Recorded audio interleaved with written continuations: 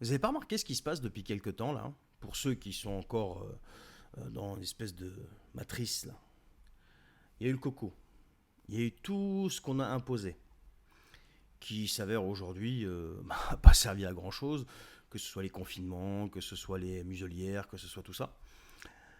Je parle même pas de la pic-pic. Donc il y a une population qui avait accepté déjà de se signer aussi une autorisation elle-même, qui a accepté tout ça. Donc ce test à grande échelle a vérifié l'état d'esprit de la population et son degré d'acceptation, où est-ce qu'elle en était sur l'échelle de Richter, si tu veux. Bon, elle était déjà très, très élevée, hein. Ensuite, il y a eu la guerre en Ukraine.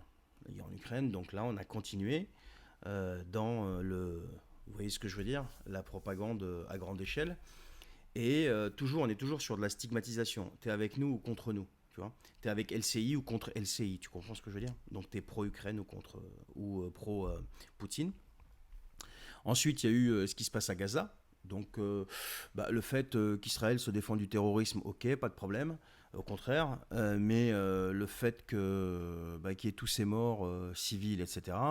Bon, le Congrès se lève et applaudit Netanyahou, lui fait des ovations. Bon, et ça dérange personne. Et bon, ça c'était hier, mais là, depuis quelques semaines, il y a une accélération terrible de tout ça. Il y a eu une accélération terrible. Les mecs, ils sont passés en excès de vitesse partout. Macron déclenche la dissolution de l'Assemblée nationale. Il se prend une douille aux élections, ce qui était prévu. D'ailleurs, on se demande comment il arrive deuxième, hein. Mais bon. Donc, il perd largement la majorité à l'Assemblée nationale, mais annonce qu'il ne changera pas de gouvernement. Pas avant mi-août. Et il explique que rien l'oblige à choisir un Premier ministre Front Populaire.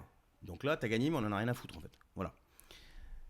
Pire encore, Yael Braun-Pivet est réélue à la présidence de l'Assemblée nationale. Au même moment, quasiment, Ursula von der Leyen, avec tout ce qu'elle a fait, est réélue à la tête de l'Union européenne, malgré des condamnations, etc., etc. Et l'opacité sur les SMS, Pfizer, machin. Donc il y a tout ça.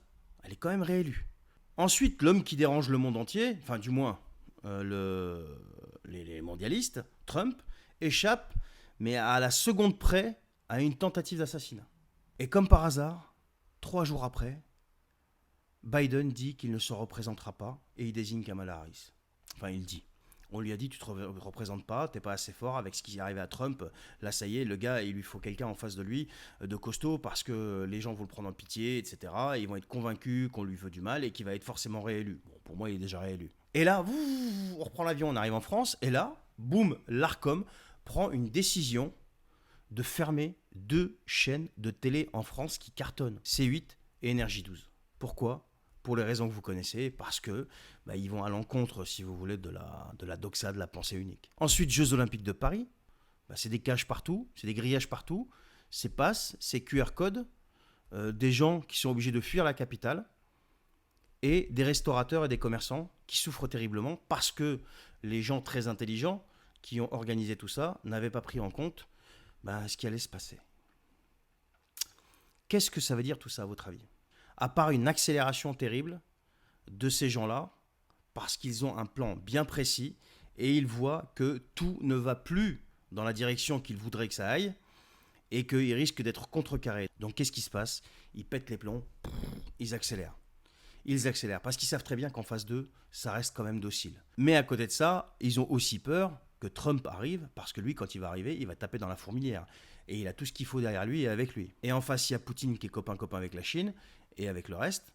Et donc, qu'est-ce qui va se passer ? Tous ces mondialistes-là, qui sont en train de bouillir actuellement, et qui essayent de tenter le tout pour le tout, en fait, on a l'impression qu'ils sont dans l'ultime bataille, l'ultime tentative, voient leur plan mis à mal, et tout est en train de vaciller pour eux. Voilà ce qui est en train de se passer. Et voilà pourquoi, à mon sens, encore une fois, ça ne regarde que moi, voilà pourquoi cette accélération. Dites-moi ce que vous en pensez, ça m'intéresse. Je vous souhaite une excellente journée.